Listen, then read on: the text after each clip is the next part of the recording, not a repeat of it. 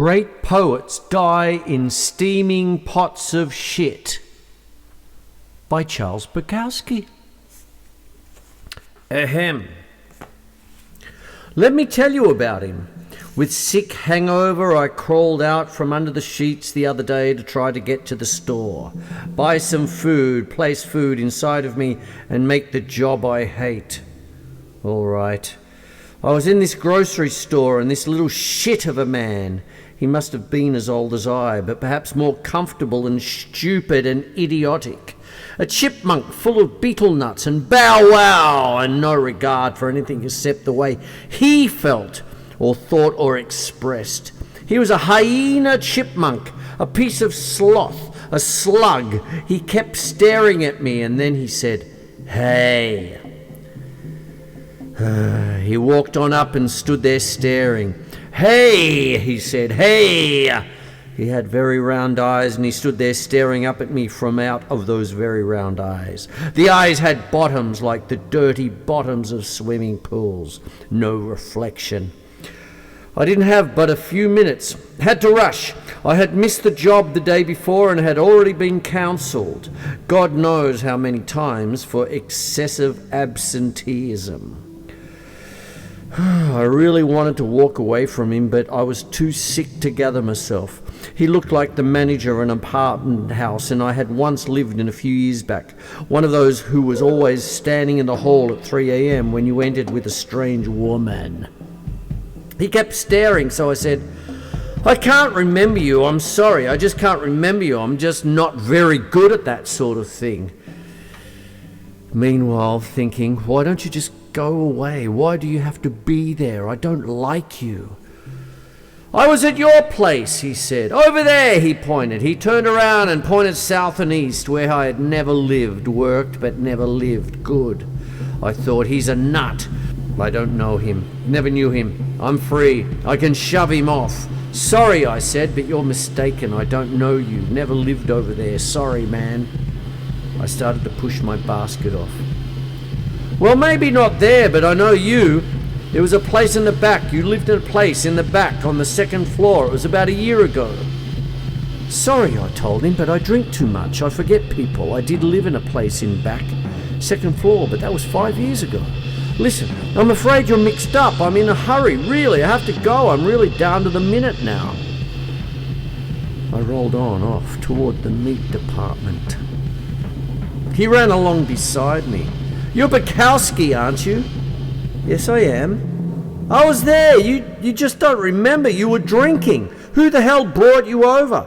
"Nobody. I came on my own. I wrote a poem about you. You don't remember, but you didn't like it." "Yeah, I said. "I once wrote a poem to that guy who wrote The Man with the Golden Arm. What's his name?" "Algren. Nelson Algren," I said. "Yeah," he said, "I wrote a poem about him. Sent it to this magazine. The editor suggested that I send the poem to him. Algren wrote back. He wrote me back a note on a racing form. 'This is my life,' he wrote me. 'Fine,' I said. 'So what's your name?' 'It doesn't matter. My name is Legion.' 'Very funny,' I smiled. We trotted along, then stopped.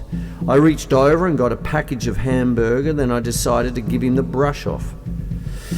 I took the hamburger and stuck it in his hand and shook his hand with it, saying, 'Well, okay, good, see you, but man, really, I've got to go.'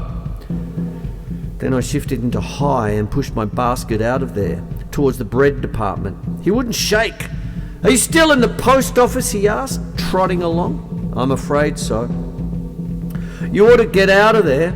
It's a horrible place. It's the worst place you can be.' 'I think it is, but you see, I can't do anything. I don't have any special training.' 'You're a great poet, man. Great poets die in steaming pots of shit. But you've got all that recognition from the left-wing people. Can't anybody do anything for you?' 'Left-wing people?' This guy was crazy. We trotted along. 'I have recognition from my buddies at the post office. I'm recognized as a lush and a horse player. Can't you get a grant or something? I tried last year, the humanities. All I got back was a form letter of rejection. But every arse in the country is living on a grant. You finally said something. Don't you read at the universities? I'd rather not. I consider it prostitution. All they want to do is... He didn't let me finish. Ginsberg, he said. Ginsberg reads at the universities, and Creeley and Olsen and Duncan and... I know. I reached over and got my bread. There are all forms of prostitution, he said. Now he was getting profound. Jesus. I ran toward the vegetable department. Listen, could I see you again sometime? My time's short, really tight. He found a matchbook. Here, put your address down in here. Oh, Christ, I thought, how do you get out without hurting a man's feelings? I wrote the address down. How about a phone number, he asked, so you'll know when I'm coming over? No phone number. I handed the book back. When's the best time? If you've got to come, make it some Friday night after 10. I'll bring a six-pack, and I'll have to bring my wife. I've been married 27 years. Too bad, I said.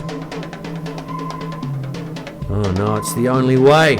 How do you know? You don't know any other way. It eliminates jealousy and strife. You ought to try it. It doesn't eliminate, it adds, and I've tried it. Oh yeah, I remember reading it in one of your poems, A Rich Woman. We hit the vegetables, the frozen ones. I was in a village in the 30s. I knew Bodenheim, terrible. He got murdered, laying around in alleys like that, murdered over some trashy woman. I was in the village then. I was a bohemian. I'm no beat, and I'm no hippie. Do you read the Free Press? Sometimes. Terrible. He meant that he thought the hippies were terrible. He was being profoundly sloppy. I paint too. I sold a painting to my psychiatrist. $320. All psychiatrists are sick. Very sick people. More 1933 profundity. You remember that poem you wrote about going down to the beach and climbing down the cliff to the sand and seeing all those lovers down there, and you were alone and wanted to get out fast? You got out so fast you left your shoes down there with them? It was a great poem about loneliness. It was a poem about how hard it was to ever get alone. But I didn't tell him that. I picked up a package of frozen potatoes and made for the check stand. He trotted along beside me. I work as a display man in the market, $150 a week. I only hit the office once a week. I work from 11 a.m. to 4 p.m. Are you working now? Oh yeah, I'm working on displays in here now, which I had some influence. I'd get you on. The boy at the check stand began tabbing the groceries. Hey, my friend yelled, don't make him pay for those groceries. He's a poet. The boy at the check stand was all right. He didn't say anything, just went on tabbing it up. My friend screamed again. Hey, he's a great poet. Don't make him pay for his groceries. He likes to talk, I said to the check stand boy. The check stand boy was all right. I paid and took my bag. Listen, I've got to go, I said to my friend. Somehow he could not leave the store. Some fear. He wanted to keep his good job. Wonderful. It felt very good to see him standing in there by the check stand, not trotting along beside me.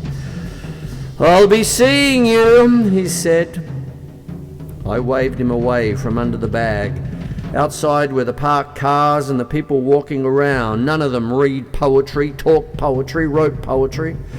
For once the masses looked very reasonable to me. I got to my car, threw the stuff in and sat there a moment. A woman got out of the car next to me and I watched as her skirt fell back and showed me flashes of white leg above the stockings. One of the world's greatest works of art. A woman with fine legs climbing out of her car. She stood up and the skirt fell back down. For a moment she smiled at me, then she turned and moved it all, wobbling, balancing, shivering toward the grocery store. I started the car and backed out. I had almost forgotten my friend, but he wouldn't forget me. Tonight he would say, "Dear, guess who I saw in the grocery today?" He looked about the same, maybe not as bloated, and he has this little thing on his chin. Who was it? Charles Bukowski. Who's that? A poet. He slipped. He can't write as well as he used to, but he used to write some great stuff. Poems of loneliness. He's really a very lonely fellow, but he doesn't know it. We're going to see him this Friday night, but I don't have anything to wear. He won't care. He doesn't like women. He doesn't like women? Yeah, he told me. Listen, Gustav, the last poet we went to see was a terrible person. We hadn't been there much more than an hour and he got drunk and started throwing bottles across the room and cussing. That was Bukowski, only he doesn't remember us. No wonder, but he's very lonely. We should go see him. All right, if you say so, Gustav. Thank you, sweetie. Don't you wish you were here, Charles Bukowski? I can paint too, lift weights, and my little girl thinks that I am God. Then other times, it's not so good.